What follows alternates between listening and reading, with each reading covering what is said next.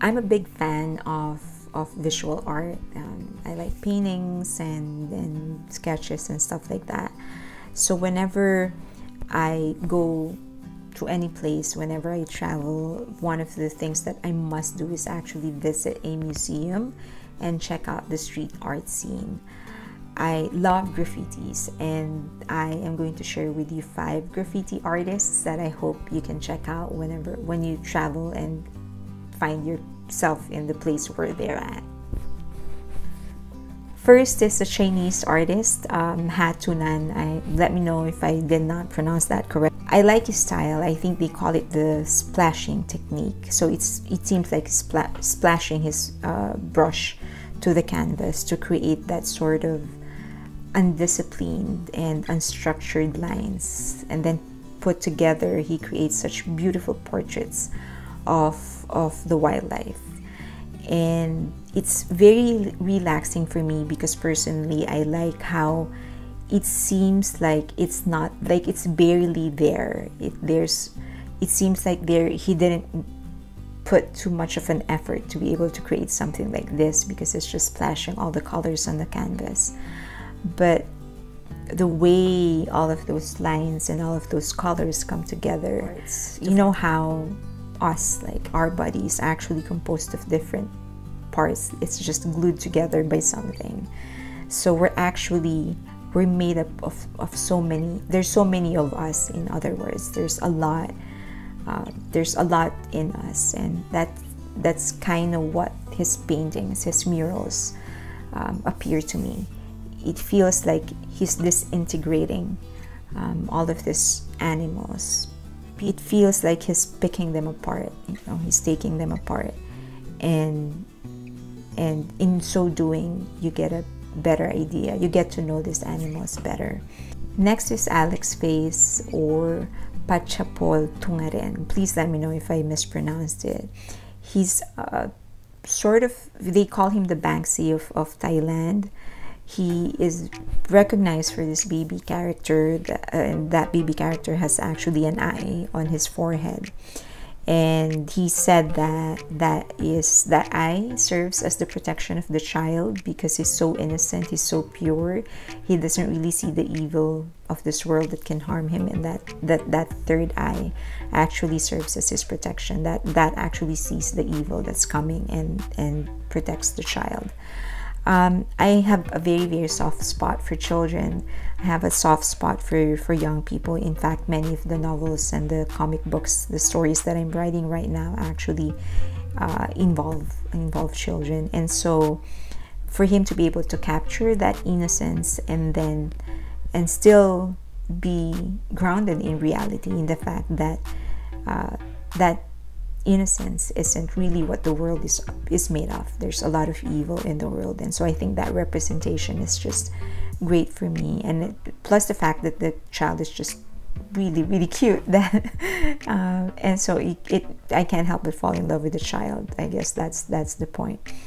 He also has the ability to put in his colors, the colors of his paintings, of his murals. Actually, it blends with the background, but he's able to put some touches in there so that it pops up, so that when it kind of feels like when you're traveling down the street where all of his murals are, you kind of feel like it belongs there, but at the same time it stands out, because he's able to put in that color, that one color that will allow his piece to stand out. Next is DJ Paeste, and this one's very close to my heart because he's a Filipino. One of the things that I really love about his murals is how he has remained true to his Filipino roots. Our visuals, the visual nature of the Philippines is beautiful. It's very colorful. Our traditional clothes, our costumes, just the design of our life, I would say, it's just they're colorful, and he's able to capture that without actually making it look too old. So he's able to pull out those patterns and those looks basically of traditional Filipinos. And so he's able to actually take out all of those traditional patterns and traditional designs and traditional culture and put it in his mural. And it's the way that he puts them together that makes it very modern. So that's very much us, that's very much Filipino, which is very rare, unfortunately, because many Filipino artists are actually highly influenced by the Western, and so we're losing our touch. And so whenever I find somebody like the DJ Paeste who's making an effort to grow and maintain that visual identity of Filipinos, I feel very happy. I feel very, very proud of that, and I feel very proud of this artist. Royal Dog, I love his colors. I love the photorealism of his works. It's very rare actually for me to like somebody who does photorealistic paintings, because I always say that if you like something photorealistic, then just go take a picture. why get a painting? I think one of the strengths of a painting is that you're able to put in visual elements that won't otherwise be present, that you can't do when you take a photo. It's sort of you're reinterpreting life. That's what painting is for me. But his is just so beautiful. The way that he colors them, it's just so realistic, so alive, that it kind of feels like it's so much in your face. You feel like somebody was able to capture somebody in 3D. I don't know if I made sense, but that's kind of how it feels for me. I love the details. I love, another thing that I like about him is how he would put so much attention to the eyes, because all of the murals that he has done that features a human character, their eyes are so powerful, and that's very, very hard to capture in a painting. Next is Minahama. She's a Japanese street artist, and I love her colors. She puts life into the street and onto the walls.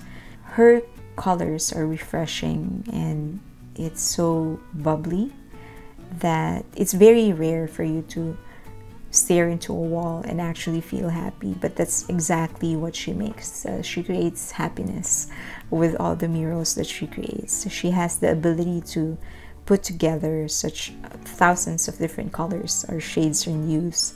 All of her murals, it all feels like all of these colors and all of these patterns actually belong together. She also has the ability to tell a story with her mural, and it's almost like a complete story. Like there's a setup, there's a conflict, and there's highlight, and there's resolution. That's how it feels like.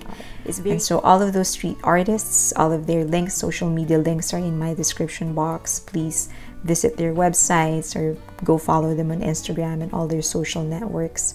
I don't know how else to support them, except sometimes if they come out with a merchandise, I do buy one or two. But if you can't shell out money for their works, then I'm sure that following them on Instagram or all their social media networks would also be highly appreciated. And thank you. If you know of any other visual artists or graffiti artists and street artists, please share them. And that's it. Thank you.